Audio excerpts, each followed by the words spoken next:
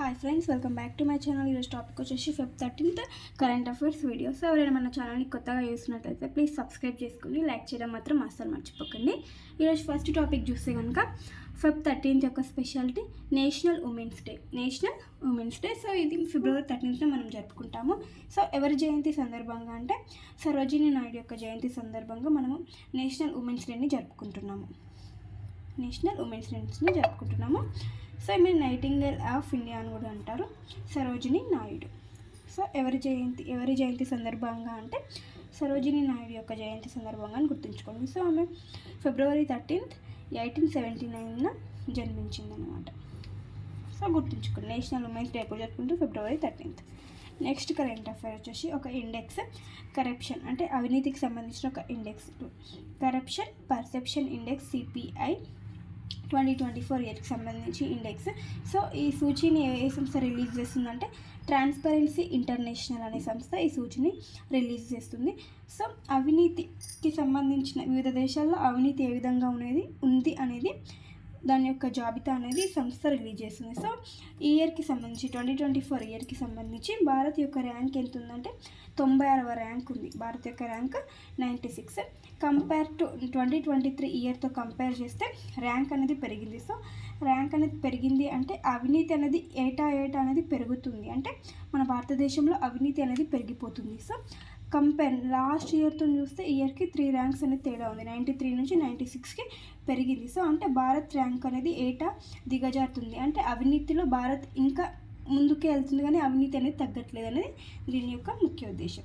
So score ఎంత ఉందంటే 2024 ఇయర్కి స్కోర్ వచ్చేసి 38, 2023 ఇయర్కి స్కోర్ వచ్చేసి 39 అనమాట. స్కోర్ అనేది ఎక్కువగా ఉండాలి.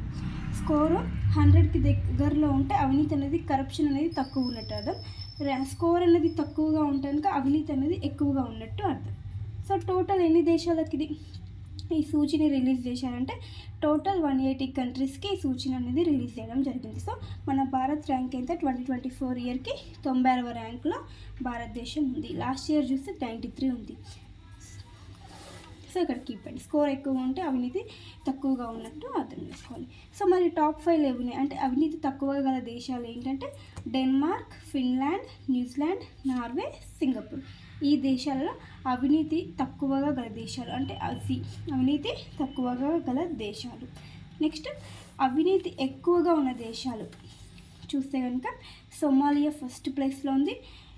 నెక్స్ట్ అంటే లాస్ట్ నుంచి చివరి నుంచి 180 వరకు చెప్పాను కదా. సో 180 లీస్ట్లో ఉన్నాయి ఏంటంటే Somalia, Syria, south Sudan, Venezuela, Yemen. ఈ దేశాలలో అవినీతి అనేది ఎక్కువగా ఉంది, ఈ దేశాల్లో అవినీతి అనేది తక్కువగా ఉంది.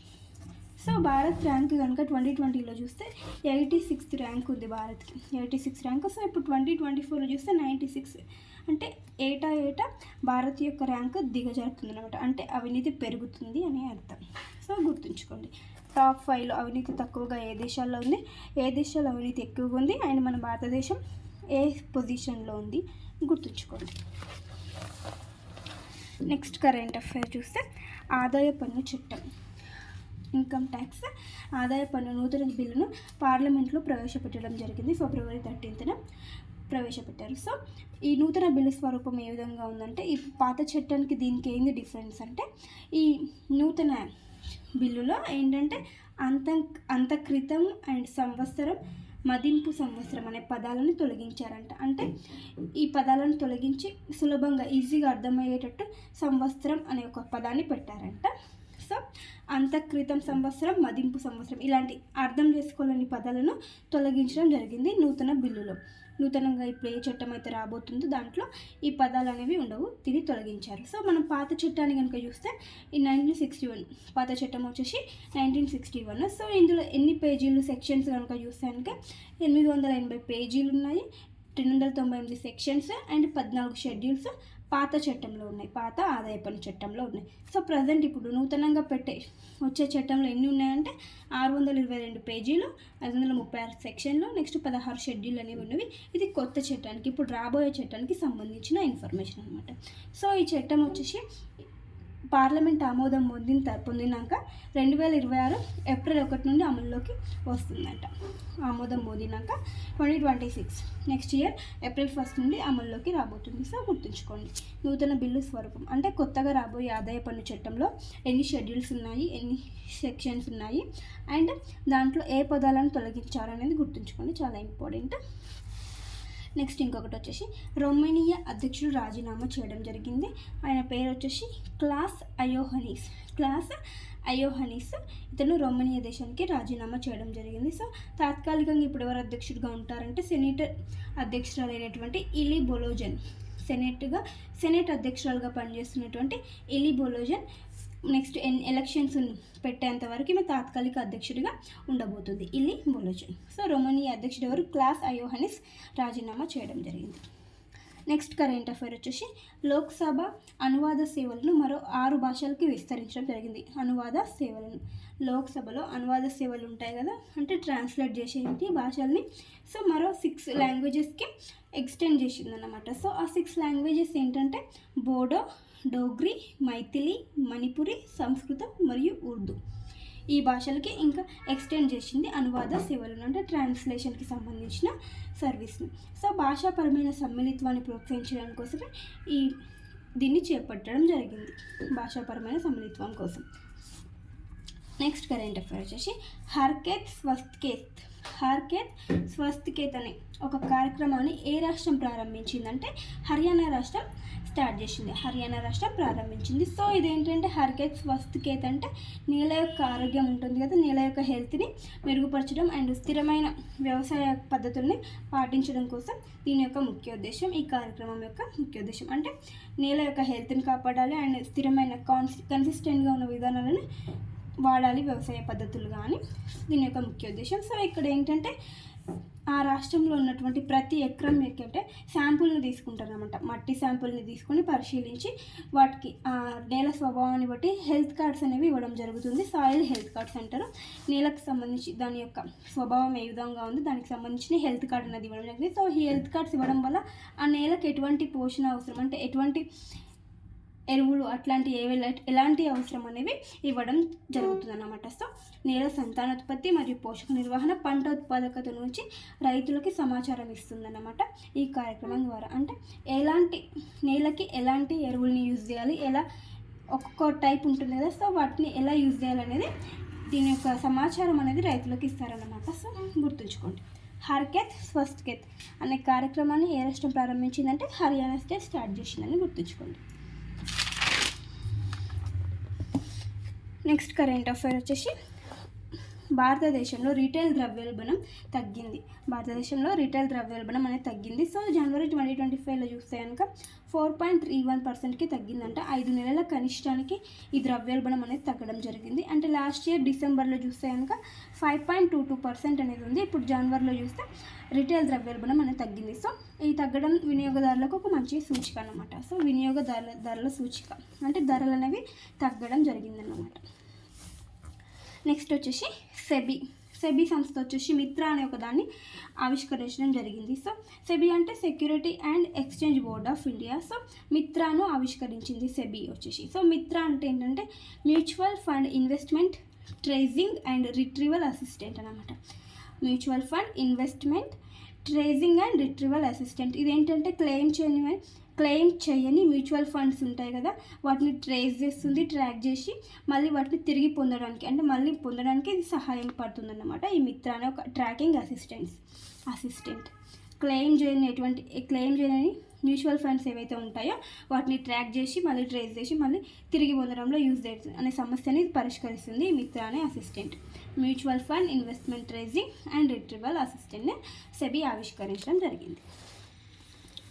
నెక్స్ట్ వచ్చేసి 50 నోట్ల జారీపై ఆర్బీఐ గవర్నర్ సంతకాన్ని ఆర్బీఐ గవర్నర్ అయినటువంటి సంజయ్ మల్హోత్రా యొక్క సంతకంతో 50 నోట్ల రూపాయలని జారీ చేయడం జరుగుతుందంట ఆర్బీఐ ఇటీవల తెలిపింది. సో 50 నోట్లు ఉంటాయి కదా, రూపాయల నోట్లు వాటిపైన ఇప్పుడు ఆర్బీఐ గవర్నర్ అయినటువంటి సంజయ్ మల్హోత్రా సంతకం అనేది రాబోతుంది. సో సంజయ్ మల్హోత్రా సంతకంతో ఇప్పుడు 50 రూపాయల నోట్లు అనేవి జారీ అవ్వడం జరుగుతుంది. సో సంజయ్ మల్హోత్రా వచ్చేసి ఇప్పుడు ప్రజెంట్ ఉన్న governor, RBI governor, reserve bank of India యొక్క గవర్నర్ అనమాట. ఎన్నవ గవర్నర్ అంటే 26th గవర్నర్. ఇంతకుముందు ఎవరు ఉన్నారంటే శక్తికాంత దాస్ ఉండేవాటి. ఇంతకుముందు శక్తికాంత్ దాస్ ఉండేవాడు. సో ఇప్పుడు ప్రజెంట్ ఎవరున్నారంటే సంజయ్ మల్హోత్రా అని గుర్తుంచుకోండి. ఎన్నవ గవర్నర్ అంటే 26th. సో ఇతని సంతకాన్ని 50 రూపాయల నోట్లపై జారీ చేయడం జరుగుతుందంట, గుర్తుంచుకోండి. నెక్స్ట్ కరెంట్ అఫైర్ వచ్చేసి ఏఐ యాక్షన్ సమ్మిట్ 2025. ఇది జరిగింది కదా రీసెంట్గా. ఎక్కడ అంటే ఫ్రాన్స్లో జరిగింది. వేదిక వచ్చేసి ఫ్రాన్స్లో జరిగింది. సో అధ్యక్షుడు ఎవరంటే ఫ్రాన్స్ యొక్క అధ్యక్షుడు ఇమ్మాన్యుయల్ మెక్రాన్ దీనికి హోస్ట్ చేయడం జరిగింది. ఫ్రాన్స్ అధ్యక్షుడు అనమాట. సో ఏ తేదీన జరిగిందంటే February 10th నుంచి 11th మధ్యలో ఈ సమ్మిట్ అనేది జరిగింది. ఏఐ యాక్షన్ సమ్మిట్ 2025 వేదిక ఫ్రాన్స్ అని గుర్తుంచుకోండి. సో నెక్స్ట్ జరగబోయే సమ్మిట్ని మన ఇండియా అనేది హోస్ట్ చేస్తుందంట. నెక్స్ట్ ఫ్యూచర్లో జరగబోయే ఏఐ యాక్షన్ సమ్మిట్ని హోస్టింగ్ కంట్రీ వచ్చేసి మన ఇండియా అని గుర్తుంచుకోండి.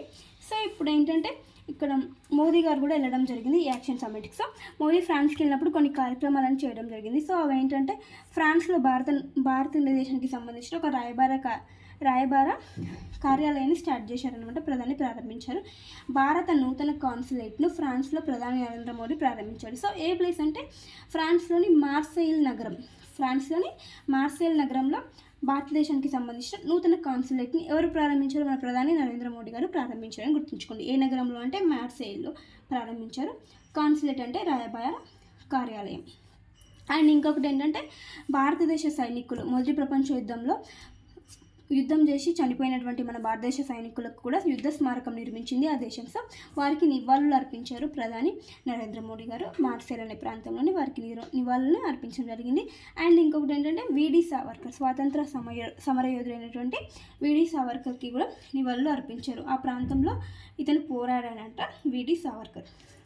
సో వీడి సావర్కర్కి కూడా నివాళులు అర్పించడం జరిగింది మోదీ. అండ్ ఇంకేంటంటే అక్కడ మోదీ వచ్చేసి ఆ ప్లేస్లో ఉన్నటువంటి చారిత్రాత్మకమైనటువంటి శ్మశాన వాటికను సందర్శించారంట. దాని నేమ్ వచ్చేసి మజాకే శ్మశాన వాటికను సందర్శించడం జరిగింది. మోదీ గారు సందర్శించారు. అక్కడ మార్సెల్ నగరంలో ఉన్నటువంటి మజాకే శ్మశాన వాటికను కూడా సందర్శించాడు, గుర్తుంచుకోండి. అండ్ ఇంకొకటి ఏంటంటే మెక్రాన్ దంపతులకు మోదీ గారు బహుమతి ఇవ్వడం జరిగింది. అవి ఏంటంటే 2 బొమ్మలను ఇవ్వడం జరిగింది. లోహపు బొమ్మ అయినటువంటి వాద్యకారుల బొమ్మ, అంటే వాద్యకారులు ఒకటి వాయిస్తున్నట్టు బొమ్మను ఇవ్వడం జరిగింది. ఇది డోక్రా కళా నైపుణ్యానికి చెందిందంట. సో ఏ రాష్ట్రానికి సంబంధించిందంటే ఆ బొమ్మలు ఛత్తీస్గఢ్ రాష్ట్రానికి సంబంధించినటువంటి లోహపు వాద్యకారుల బొమ్మల్ని ఇవ్వడం జరిగింది. అండ్ ఇంకొకటి ఒక టేబుల్ మిర్రర్ని కూడా ఇవ్వడం జరిగింది. ఇది రాజస్థాన్కి సంబంధించిన హస్తకళకి ప్రసిద్ధి చెందినటువంటి టేబుల్ మిర్రర్ని కూడా రాజస్థాన్కి సంబంధించినటువంటి ఈ బొమ్మని మోదీ గారు ఇవ్వడం జరిగింది. మెక్రాన్ దంపతులకు అంటే ఫ్రాన్స్ అధ్యక్షుడు అయినటువంటి వారి యొక్క దంపతులకి ఈ 2 గిఫ్ట్స్ అనేది మోదీ గారు ఇవ్వడం జరిగింది. సో నెక్స్ట్ ఇంకేంటిది అంటే ఈ ఫ్రాన్స్కి మరియు భారత్కి మధ్య ఏమైనా ఒప్పందాలు జరిగినాయంటే ఏ రంగాల్లో ఒప్పందాలు జరిగాయంటే సాంకేతిక రంగంలో, నెక్స్ట్ డిఫెన్స్ రక్షణ రంగంలో, నెక్స్ట్ అణు ఇంధనం రంగంలో, నెక్స్ట్ అంతరిక్షానికి సంబంధించిన రంగాల్లో, ఈ రంగాలలో ఒప్పందాలు అనేవి మన భారతదేశానికి అండ్ ఫ్రాన్స్ దేశానికి మధ్య ఒప్పందాలు అనేవి జరిగాయి. సో గుర్తుంచుకోండి. సో మరి థీమ్ ఏంటి అంటే ఈ ఏఐ యాక్షన్ సమ్మిట్కి థీమ్ ఏంటంటే టోటల్గా 5 కీ కాంపోనెంట్స్ మీద ఫోకస్ చేశారంట. సో ఇక్కడ చూస్తే public service AI, future of work, innovation and culture, trust in AI, global AI governance. So టోటల్గా ఈ 5 కాంపోనెంట్స్ మీద ఫోకస్ అనేది చేయడం జరిగింది. సో థీమ్ అనేది గుర్తుంచుకోండి. టోటల్గా 5 కీ కాంపోనెంట్స్ మీద థీమ్ అనేది ఇవ్వడం జరిగింది. సో ఇదండి ఫ్రెండ్స్ ఈరోజు ఇంపార్టెంట్ కరెంట్ అఫైర్స్.